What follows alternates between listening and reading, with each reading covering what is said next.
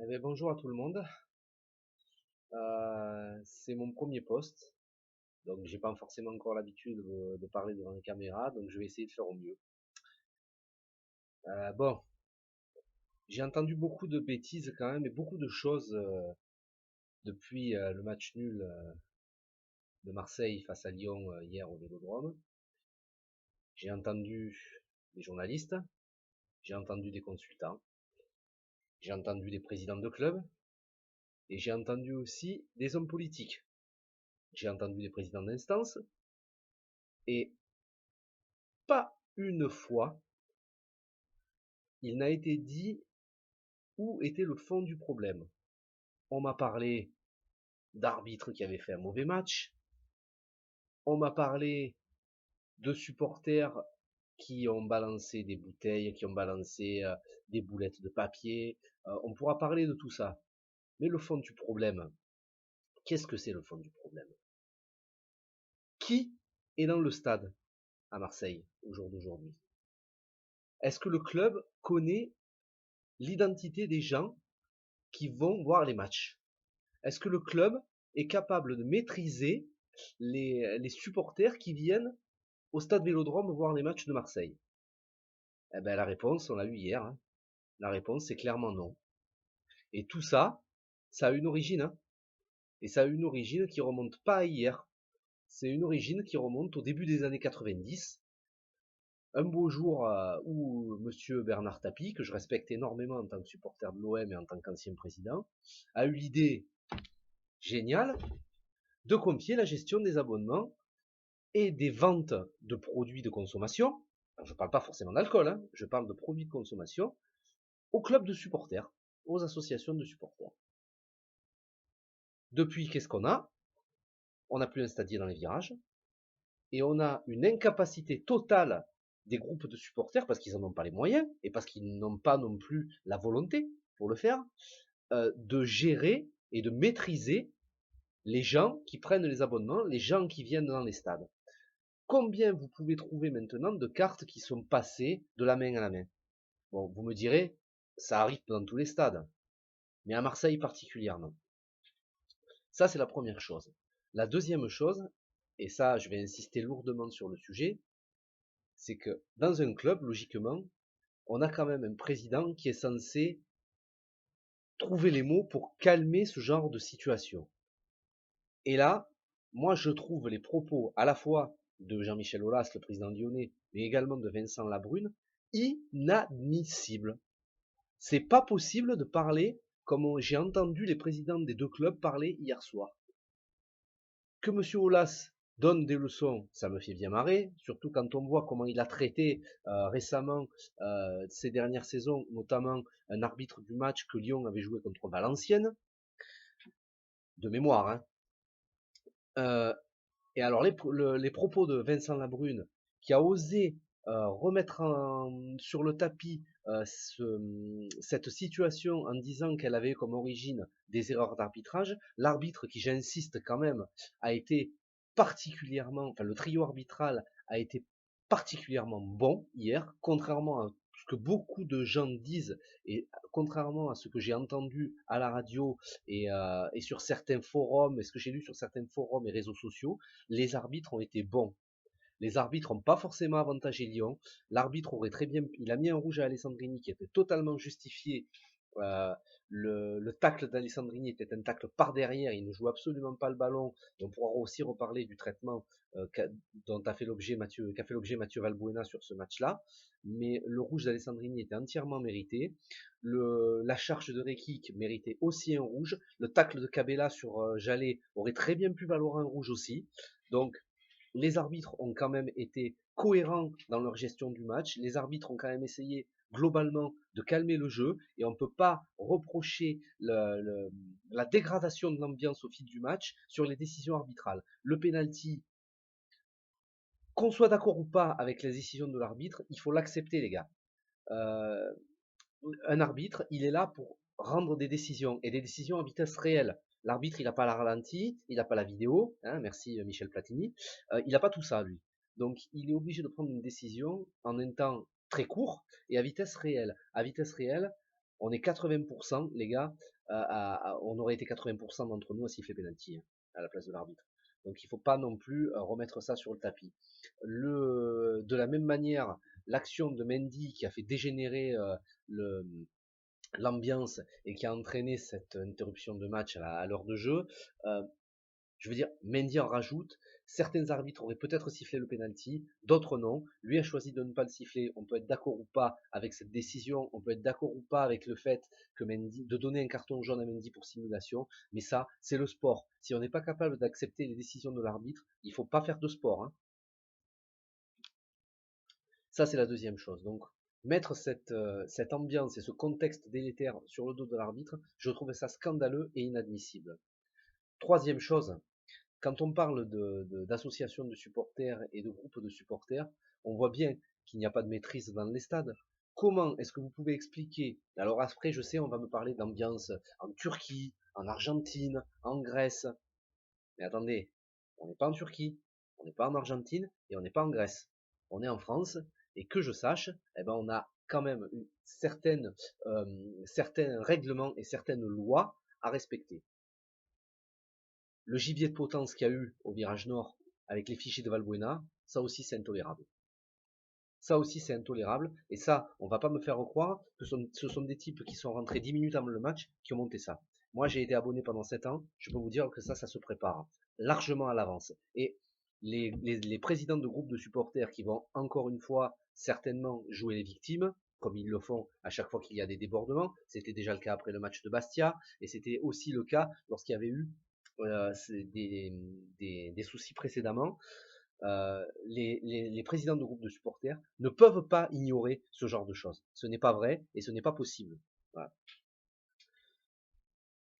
Quant au match, eh bien, écoutez, je pense que l'équipe de Marseille est aussi responsable quelque part de ce qui s'est passé hier, pour la bonne et simple raison qu'à trop avoir mis l'accent et à trop avoir focalisé sur le retour de Valbuena et sur le traitement qu'on allait faire subir à Mathieu Valbuena, je pense que les joueurs ont aussi été dépassés par cet événement-là, par cet événement entre guillemets, puisque ça a été un événement qui a été aussi monté en épingle par pas mal de médias, que ce soit des médias locaux comme la Provence et également des médias nationaux. Quand on dit, quand on fait des sondages, comme j'ai pu le voir, et Valbuena est-il un traître, et Valbuena ci, et Valbuena là, bon, c'est sûr que ça monte les choses en épingle.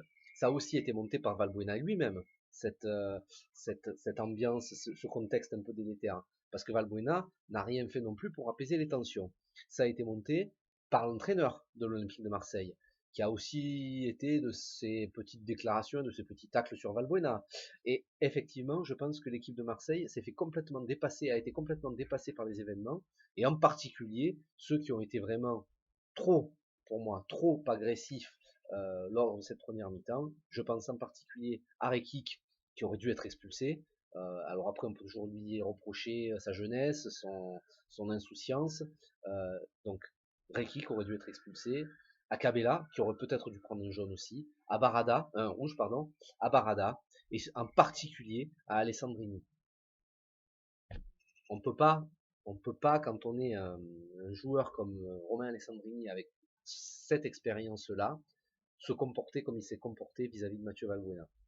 Des tacles assassins, il y en a toujours eu, il y en aura toujours dans le football, mais là, il a été, je veux dire, l'ambiance et le contexte associé à cette rencontre aurait dû faire prendre conscience à ces joueurs-là, qui sont considérés comme des cadres, hein, puisqu'ils sont plus âgés, ils ont plus d'expérience, de justement apaiser les tensions, apaiser les choses, et ne pas foncer tête baissée et aller faire des tacles comme celui-là. Donc je pense que ces joueurs-là ont aussi une part de responsabilité dans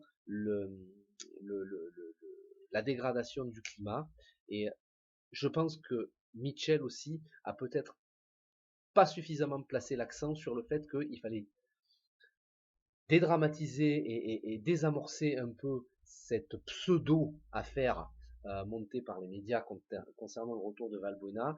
On s'est pas concentré sur les bons objectifs, on n'a pas mis les bonnes armes en première mi-temps, et c'est ce qui nous a fortement pénalisé, parce que je pense même que ça nous coûte la victoire, au vu de la prestation des deux équipes, en particulier de la prestation lyonnaise, que j'ai trouvée surprenante, dans le sens où je m'attendais à ce que les Lyonnais ne rééditent pas leurs erreurs du match de Ligue des Champions 3 jours avant, où ils ont été trop attentistes, et c'est ce qui leur a coûté la victoire à 11 contre 10. Et bien là, c'est ce qui s'est passé également. Nous avons eu quasiment à quelque chose près la même physionomie de match.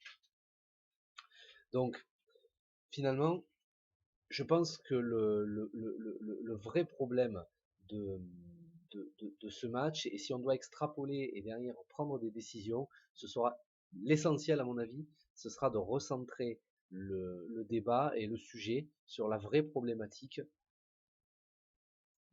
à l'origine de tout ça, hein, à savoir la gestion des abonnements par les groupes de supporters. Quand j'entends les deux présidents de club parler comme ils ont parlé, quand j'entends les médias locaux, on va dire, tenter de dédramatiser une situation, non mais attendez, dédramatiser une situation, quand j'entends les maires de secteur à Marseille dire l'arbitre il a pété un boulon, je trouve ça totalement irresponsable. Déjà, totalement stupide, parce que ça montre bien que ces gens qui parlent de l'arbitre, soit n'ont jamais joué au foot, soit sont complètement eux-mêmes dépassés par les événements et par l'ampleur que cette affaire prend, parce que l'arbitre n'a pas été bon, n'a pas été mauvais du tout, et, euh, on a l'impression d'être dans un théâtre, dans une commedia dell'arte, et qui où chacun, si vous voulez, essaye de tirer la couverture à soi. Mais c'est pas comme ça qu'on réglera les problèmes. Les problèmes, il faut les prendre à bras le corps. Vincent Labrune veut se réunir avec les groupes de supporters qui leur disent les choses en face, qui leur disent maintenant les gars, ça suffit, ça fait 25 ans que vous avez la gestion des abonnements dans vos virages, vous n'arrivez pas à maîtriser les gens qui payent vos abonnements, les tifos, qu'on ne sorte pas l'excuse du financement des tifos. On sait très bien que dans le virage sud, les tifos sont financés en partie par le club, en particulier concernant les ultras et les winners. Et dans le virage nord, les cotisations, puisque moi j'ai payé mes cotisations, donc je sais exactement ce que ça coûte sur un virage de 15 000 abonnés. Et même si on prend les groupes de supporters les plus importants, à savoir les Yankees et les MTP, pourraient largement payer les tifos, les cotisations annuelles. Alors c'est sûr que certains présidents de groupes de supporters auraient peut-être pas le même train de vie, hein. Pour avoir vécu quelques années à Marseille, j'ai eu l'occasion de croiser le président d'époque du groupe des Yankees. Je peux vous dire que les voitures et les tenues, c'était pas les tenues du premier pimpin venu. Voilà, c'était pas du premier gars venu, hein. C'était quand même un certain standing. Bon, moi je veux bien, hein, mais quand on est patron de bar, on n'a peut-être pas les moyens de vivre, on va dire, dans cette opulence-là. Donc ça, à la limite, c'est un détail. Il vit bien comme il veut. Ce qui m'enchante moins, c'est la répercussion que ça peut avoir sur notre club, finalement. Parce que là, qu'est-ce qui va se passer? On va certainement avoir un match à huis clos total, même si moi, de moi-même, personnellement, j'en mettrai plus, mais là, je pense que les instances vont mettre un match à huis clos. Nous allons certainement avoir une grosse amende, plusieurs centaines de milliers d'euros, à mon avis, si on en croit le discours de Frédéric Thiriez aujourd'hui, et peut-être des retraits de points, ce qui serait vraiment la conséquence la plus funeste au vu du début de saison marseillais et au vu des efforts qui ont été fournis par les joueurs pour les récupérer, ces points. Parce que bon, autant certains matchs ont été calamiteux, comme le match à Guingamp, par exemple, ou le match à Reims, qui ont été vraiment pathétiques, autant il y a quand même eu certains bons matchs. Le match d'hier, à partir du moment où les Marseillais, en particulier à partir du début de la deuxième mi-temps, et même après l'interruption, je pense que Michel a quand même Michel et ses adjoints ont su trouver les mots pour remettre, on va dire, la tête des joueurs à l'endroit. Et je veux dire, il y a quand même eu des bonnes choses, des bonnes phases de jeu, même si les joueurs n'ont toujours pas été au niveau à l'image de Cabella, mais Cabella, je l'excuse un petit peu, sachant que pour l'instant, il ne joue pas à son vrai poste. J'aimerais le voir au poste de Barada. pour voir ce qu'il peut apporter. Je pense que Barada a été quand même relativement bon, c'est quand même lui qui tire le corner et remarquablement bien d'ailleurs sur l'égalisation marseillaise. Euh, J'attends plus également de joueurs comme Nicolas Nkoulou, qui à mon sens n'encadre pas assez Rekik sur le terrain, sans parler de sa performance personnelle qui était insuffisante à mon goût, mais je pense qu'il n'encadre pas assez Rekik sur le terrain. Rekik étant encore jeune, il a d'énormes défauts dans l'alignement par rapport à ses partenaires de défense. Deux ou trois fois, et notamment sur l'action de la Casette où il tire sur le poteau, ça a été un peu dramatique l'alignement. Ça a été, voilà, il a besoin d'être encadré et je pense qu'Nkoulou ne fait pas ce travail-là encore suffisamment à mon goût. Euh, Beaucoup de gens sont tombés également après ce match sur Michi. Alors c'est sûr que Michi euh, a vendangé des occasions, ça c'est certain, il en a vendangé. Après, il ne faut pas occulter non plus que dans un système comme ça, en 4-3-3 très large, les deux ailiers, à savoir Cabella et Alessandrini, jouent beaucoup trop loin de Michi. Michi est beaucoup trop seul. Barada doit quand même effectuer du travail défensif pour aider Lucas Silva. Et, euh, et du coup, les ailes gagneraient à être, enfin les trois joueurs offensifs gagneraient à mon sens à être beaucoup plus rapprochés.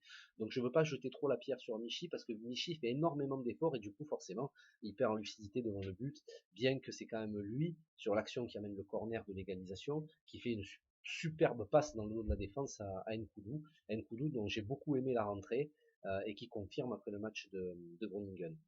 Euh, Quant à la Diarra, je voulais quand même finir en touchant un mot sur la Diarra, qui m'épate de journée en journée, qui a encore été impeccable sur le match d'hier, aussi bien dans son comportement que dans sa gestion des événements, parce que il y a eu quelques fois où les situations lyonnaises étaient quand même très très chaudes au niveau de notre défense, et il a à chaque fois réussi à apporter sa sérénité, poser le ballon, relancer proprement, et ça nous a permis quand même de remonter sur le terrain. Il a été également, il a joué un peu un rôle inhabituel certainement pour lui, enfin moi que je ne l'avais pas vu jouer jusque-là, de faire de lance, de perceur de ligne, et j'ai vraiment trouvé Lassana Diarra très très très très bon, et s'il continue comme ça, je ne vois pas comment il ne pourrait pas réintégrer l'équipe de France, à condition bien sûr qu'il le veuille, mais il est très très très au-dessus du niveau général de l'équipe, voire même du niveau général de la Ligue 1.